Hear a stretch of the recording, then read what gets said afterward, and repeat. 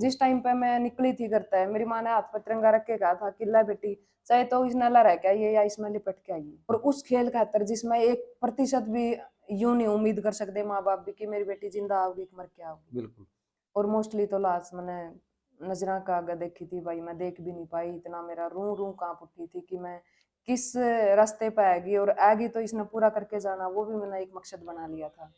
भाई बहुत ज्यादा कठिनाई आई है, और थोड़ा थोड़ा सा भी पैर स्लिप हो गया तो अगली जगह शायद तेरी इस डेड बॉडी की जगह मैं भी हो सकूं। और वो रास्ता सिर्फ एक था कि सिर्फ एक आदमी मतलब अपने स्टेप बाय स्टेप चल सके, इतना नैरो रास्ता वो, जिसने हिलारी स्टेप बोला है या फिर डेथ जोन बोला है।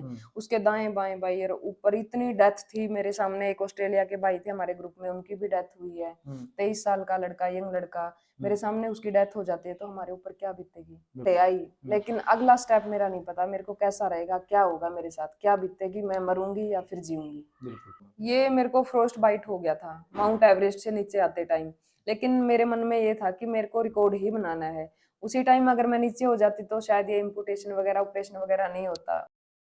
भाई आज मैं जिक्र कर रहा हूँ उस छोरी का, अपने देसी भाषा में एक बात कहा कर रहा कि के पहाड़ तोड़ दिया। तो आज ऐसी शख्सियत अपना रूबरू कराने जा रहा हूं जिसने वास्तव में पहाड़ तोड़ने का काम किया है, रिकॉर्ड टेक दिया पूरे विश्व के ऊपर। के कुछ पूरा रिकॉर्ड है, सारी जानकारी सारी बात आपको शामिल करवाऊंगा। मेरे साथ एक बहुत बड़ा चेहरा है, एक बार तो मैं अपना नाम कौन बताऊं क्योंकि परिचय की जरूरत नहीं है। बेबे राम राम। राम राम भाई। सबसे पहले तो मनिक भाई आपके सभी दर्शकों को और मेरे भारतवर्ष के सभी लोगों को दीपावली की हार्दिक शुभकामनाएं। बिल्कुल भाई, सबसे पहले तो दिवाली की आप सभी को हार्दिक शुभकामनाएं। और मेरे साथ में आप चेहरा देख के पहचान गए, जो जो जाना है कमेंट करो, और जो साथी अभी तक परिचित नहीं उनको मैं बता दूं भाई, विश्व की सबसे ऊंची चोटी फतेह करने का रिकॉर्ड जिसके नाम पर है, सबसे ज्यादा अगर मैं बात करूं स्पीड तक चढ़ने की बात करूं या फिर सबसे कम समय में जिसने फतेह करी है, मिन्नू कालीरमन मेरे साथ मौजूद है। मीनू भाई आज आप बात कराएंगे, इंटरव्यू लंबा हो सकता है भाई, लेकिन इस इंटरव्यू तक मैं गारंटी देता हूं कि आपके बच्चों की बात करें या आपकी बात करें, इस तक बहुत कुछ सीखना आपने मिलेगा। क्यों कह रहा हूं ये बात है, या वह गुड़िया है या वह लड़की है जिसने एक ग्राउंड लेवल, जीरो लेवल तो उठ करके आज यो मुकाम हासिल करा है। मीनू भाई स्टार्टिंग में मैं आपसे पूछना चाहूंगा, यो खेल चुनिया कुकर इस लाइन में गई किस तरह, क्योंकि एक गांव में तो लिकड़ी छोरी आज इस मुकाम के ऊपर है। भाई अपने गाँव में एक कहावत है, छोरी की में भी कर देना अपने माँ बापियों को के पहाड़ तोड़ दिया। बिल्कुल। तो मेरे दिमाग में आई कि वो पहाड़ कुकर टूटा करे, क्यों ना मैं वो ही तोड़ के देखूं। बिल्कुल। तो मेरे दिमाग में आई, वैसे मैंने एक एकता दीदी हैं जो अपनी पैरा ओलंपिक में गोल्ड मेडलिस्ट हैं, उनका भी मैंने स्पीच सुना था। बहुत ही अच्छी मोटिवेशनल दीदी हैं वो, और मतलब अपाहिज हैं कह सकते हैं जिसको, हाँ एकता बयान। अभी भी मेरी बात होती है उनसे।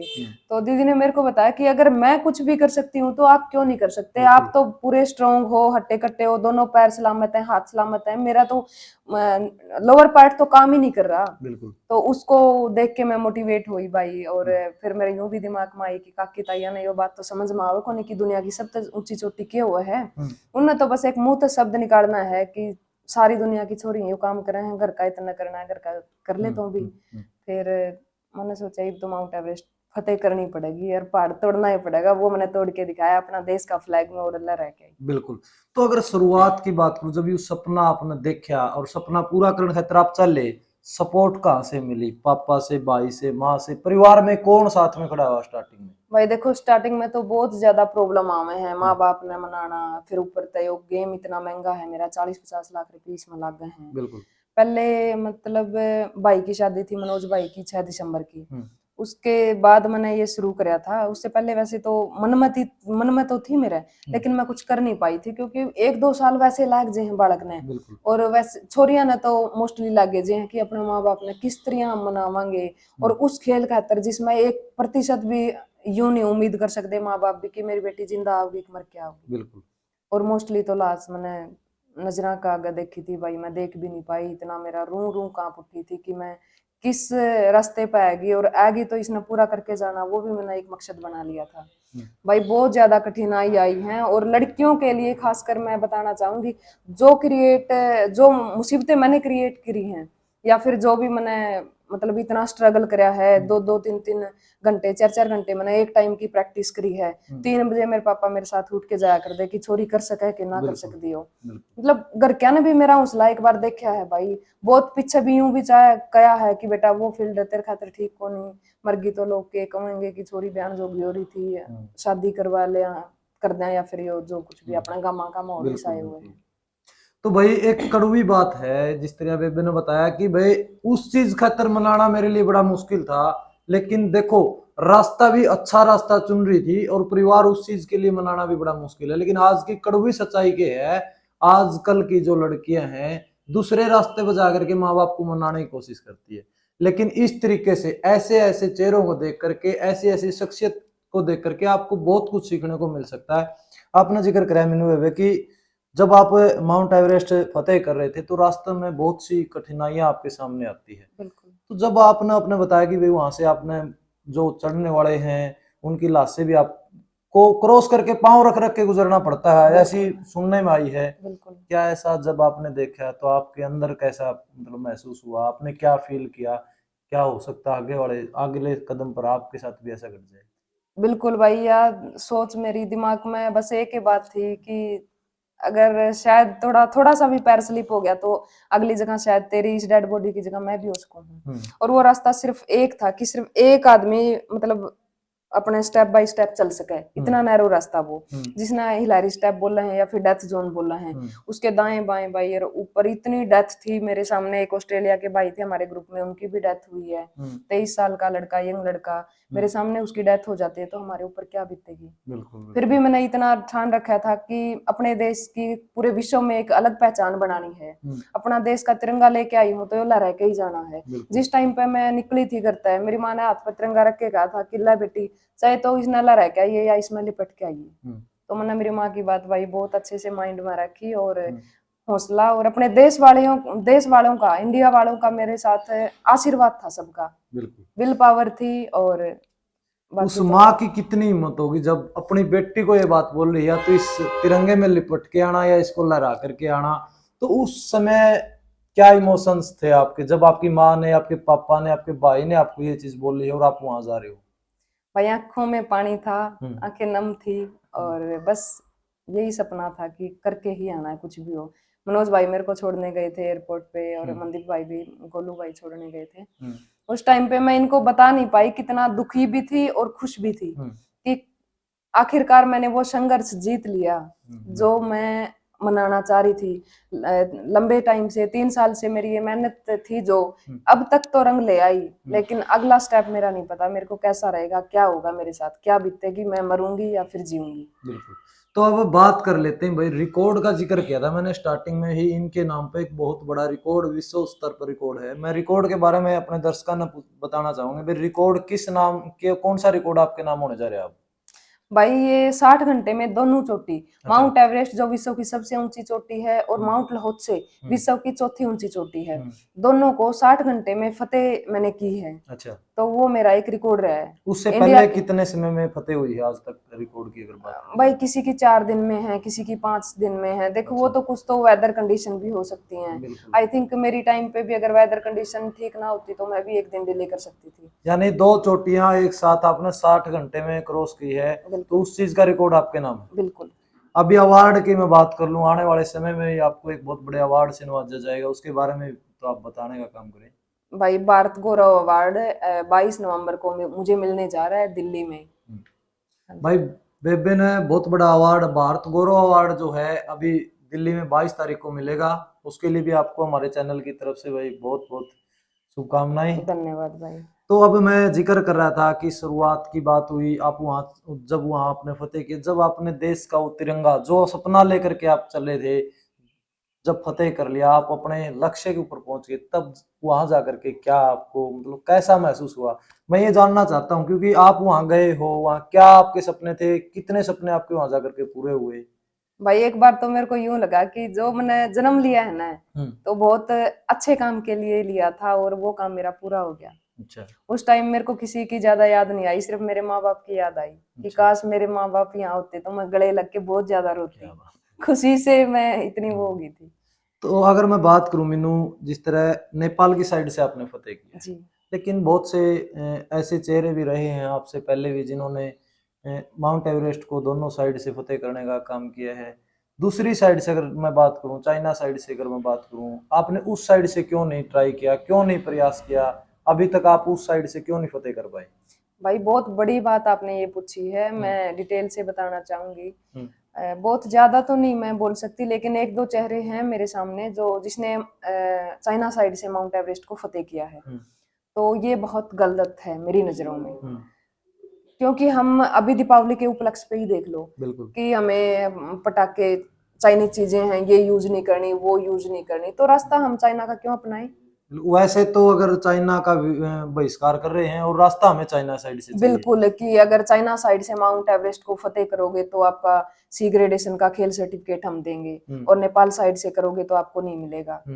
एक तरफ तो बहिष्कार की बात आ रही है, दूसरी तरफ अगर रूट की सिलेक्ट की बात की जाए तो एवरेस्ट को फतेह करने की वो चाइना साइड से प्रोवाइड करवाया जा रहा है। तो मैं तो इस पक्ष में बिल्कुल भी नहीं हूँ भाई।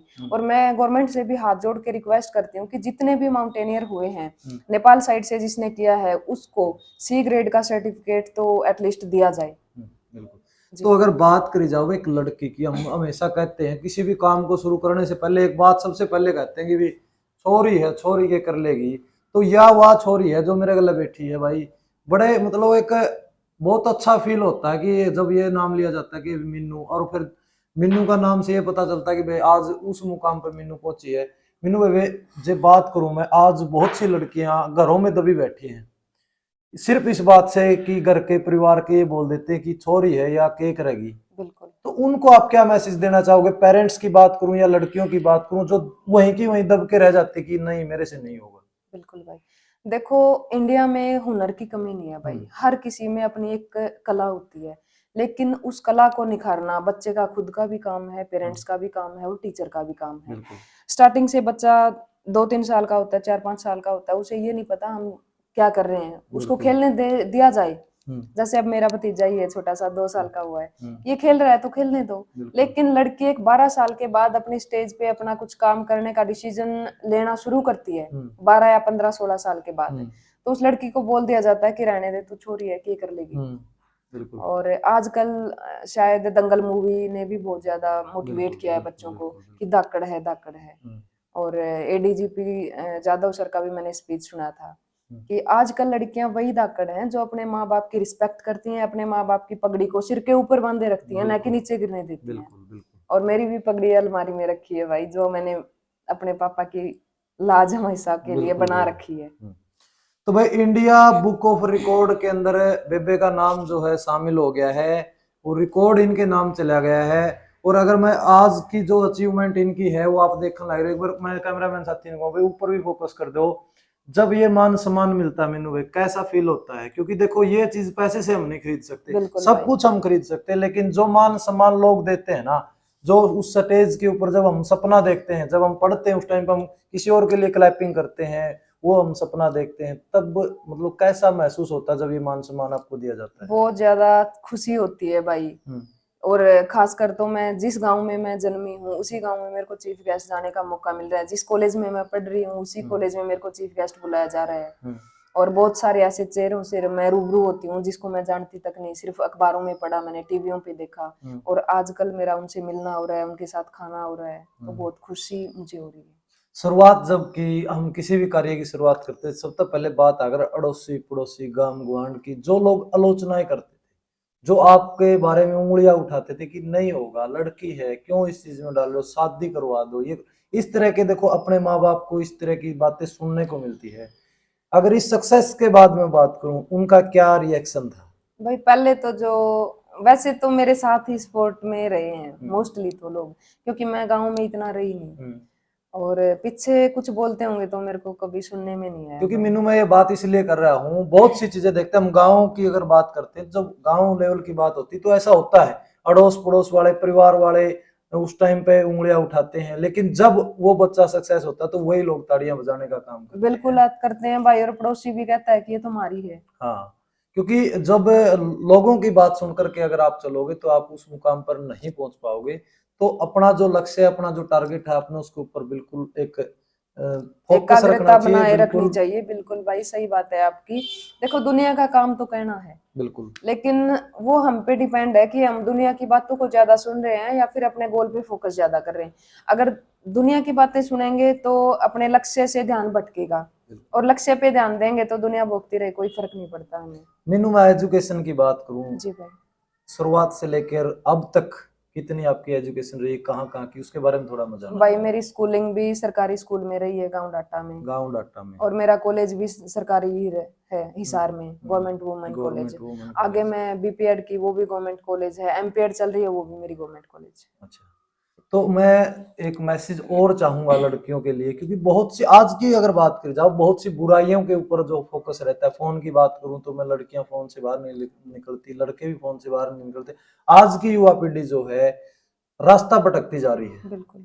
तो किस तरीके से आज के युवाओं को हम एक अच्छी दिशा के अंदर ला सकते हैं, पेरेंट्स उसके अंदर किस तरह से मदद कर सकते हैं बच्चों की, और बच्चा किस तरीके से इस लाइन से बाहर आ सकता है, क्योंकि आपने वो चीज अचीव की है जो बच्चे का सपना ही होता है। सपना पूरा करने के लिए बहुत कुछ बलिदान करना पड़ता है। बिल्कुल भाई, मेरे पास अभी भी राजस्थान से गए लड़कियों के फोन आ रहे हैं कि दीदी आपके जैसा हमें भी बनना है, आपको सब पूछ रहे हैं, आपको मतलब कहीं पे भी जाते हैं मीनू का नाम सुनते हैं, आपका सरनेम जैसे काली रमन है, हम्म, आपके पापा की पहचान अब एक तरफ से देखा जाए तो आपसे बन गई। बिल्कुल। हालांकि देखो, गांव में भी क्या होता है आजकल, अपना जमाना भी ऐसा ही है भाई, हम्म, कि किसका घर है, कि किशन का, किशन बिल्कुल। किसका, पृथ्वी का। हम्म, वो पुरुष प्रधान देश आ बिल्कुल जाता है। लेकिन बिल्कुल। इस मेरे इस माउंटेन फील्ड के बाद देखा जाए तो, कि ये पापा भी साथ में जा रहे हैं, देखो मीनू और मीनू के पापा, मतलब मेरे नाम से पेरेंट्स की पहचान यानी बन भाई गई। कहने का मतलब यूं है कि जब उस बाप की छाती है ना, वो दुगुनी गुनी चार गुनी हो जाती है जब अपनी औलाद के नाम से उसको जाना जाता है और अच्छे काम के लिए जाना जाता है। तो आज अगर गांव की बात करूं, गांव डाटा है, तो डाटे के अंदर जब वो जिक्र चलता है ना, पहले न्यू कहा करते भाई कृष्ण किसका, पृथ्वी का, लेकिन ये न्यू कहा जाए है भाई मिन्नू का पापा है। तो मतलब ये हासिल किया है भाई, ये मुकाम आपने हासिल किया। मैं इन मेडलों से भी बड़ी चीज आपकी ये मानूंगा बिल्कुल। मिन्नू, क्योंकि इज्जत कमाना बहुत बड़ी बात है। बिल्कुल भाई। तो अगर बात करूं मैं आज तक के अवार्डों की या फिर आगे की, क्या मिन्नू संतुष्ट है अब तक के लिए, और आगे का क्या लक्ष्य उसका है? भाई, संतुष्ट तो देखो इंसान कभी नहीं होता। मेरा एक ही मकसद है कि अपने इंडिया को जितना मैं वर्ल्ड में पहचान बनवा सकूं, जितना अच्छा मैं एक लेवल दे सकूं, अपना एक बेस्ट देने की कोशिश कर रही हूँ। और जैसे कहते हैं ना कि बाकी गेम वालों को तो इतने पैसे मिल गए, ये मिल गया, वो मिल गया, भाई उन गेम वालों में और मेरे गेम में फर्क क्या है, बता दो। वही नेशनल का फ्लैग वो लेके जाते हैं, वही नेशनल का फ्लैग हम लेके जाते हैं। बिल्कुल सिर्फ हमारा मेन मकसद क्या होता है, दूसरे गेम वालों को भी ये नहीं है कि वो नेशनल का फ्लैग कोई अलग से बंदे देंगे उसको, बिल्कुल। और वो फ्लैग कुछ अलग होता है, वही 3 रंग उसमें होते हैं, वही 3 हमारे वाले में होता है तो सिर्फ नेशनलिटी ना। तो मैं सरकार से भी थोड़ा सा रिक्वेस्ट करती हूँ कि हमारे गेम के लिए भी कैश अवार्ड, चलो 5 लाख है कोई बात नहीं, सी ग्रेड का सर्टिफिकेट मेरे को माउंट एवरेस्ट का नहीं बल्कि माउंट लोहत्से का दिया गया है। एवरेस्ट का हालांकि सबसे ऊंची चोटी है, उसका नहीं मिला, माउंट लोहत्से का मेरे को दिया गया। माउंट एवरेस्ट का सी ग्रेडेशन सर्टिफिकेट दिया जाए। बाकी जो मनीषा पायल दीदी हैं, काफी और भी बच्चे हैं भाई जो वेट कर रहे हैं, मैंने दीदी के पास सर्टिफिकेट भेजा, वो इतनी खुश हुई कि एटलीस्ट मीनू आपको तो मिल गया, मैं तो इस चीज से छूट गई, मेरे को नहीं मिला, लेकिन मैं अभी भी स्ट्रगल में लगी हुई हूँ। वो 40 लाख रुपए लगा के बैठ गई, उसको अभी तक कुछ नहीं मिला। तो भाई बिल्कुल, गवर्नमेंट की अगर बात करी जाए, खिलाड़ियों के साथ जो ये अनदेखी होती है उसके ऊपर भी जो है विचार करना चाहिए, क्योंकि इतना बड़ा रिस्क लेकर के ना जो है, एक खेल की बात करी जाओ, जो नॉर्मल गेम होते हैं बाकी गेमों की तुलना में, अगर इस गेम की बात करी जाए तो हर चीज में जो है इसके अंदर रिस्क है, चाहे ऊपर जाने की बात हो, फतेह करने की बात हो। घर से जब निकलते हैं तो वापिस आने की तसल्ली नहीं होती कि वापिस आ पाएंगे या नहीं आ पाएंगे। तो मैनू एक यू सवाल मैं दोबारा रिपीट कर रहा हूँ आपसे, क्योंकि मेरे मन में यह चीज बार बार आने लग रही है। एक वो लड़की जो एक लोकल गांव में, डाटा गांव भैया आप लोगों ने सुना है, लोकल गांव है, उस गांव तक खेता में काम करने वाली, सरकारी स्कूल में पढ़ने वाली, 40-50 लाख रुपया का सपना लेके चली। तो मतलब यह चीज किस तरह इंप्रेस हो गई चली, कुकर दिमाग में आएगी, हाँ मैंने यह चीज करनी है, कुकर कन्विंस करेगी घर के, कुकर मनाओगी। यह चीज मेरे मतलब मैं दोबारा रिपीट कर दी मैंने एक इंटरव्यू में बिल्कुल यह बिल्कुल चीज। भाई, देखो बच्चे का सबसे बड़ा मोटिवेशन बच्चा खुद होता है। वैसे तो मोटिवेशन की कमी माँ बाप कहीं नहीं आने देते, और बात जब पैसे की आती है तो वो भी कहीं ना कहीं पीछे हट जाते हैं भाई। बिल्कुल। और एक जिस 2 एकड़ के जमीन जो पिताजी हैं मालिक हैं, तो वो इतना पॉसिबल नहीं कि 40-50 लाख रुपए अपने बेटे के लगा दें। लेकिन मेरे सपनों को कभी पापा ने ये पीछे मुड़ के नहीं देखा कि बेटी आगे जा रही है, पैसे की कमी है। पापा ने बस एक बात बोल दी थी कि भगवान है, देखा जाएगा जो होगा।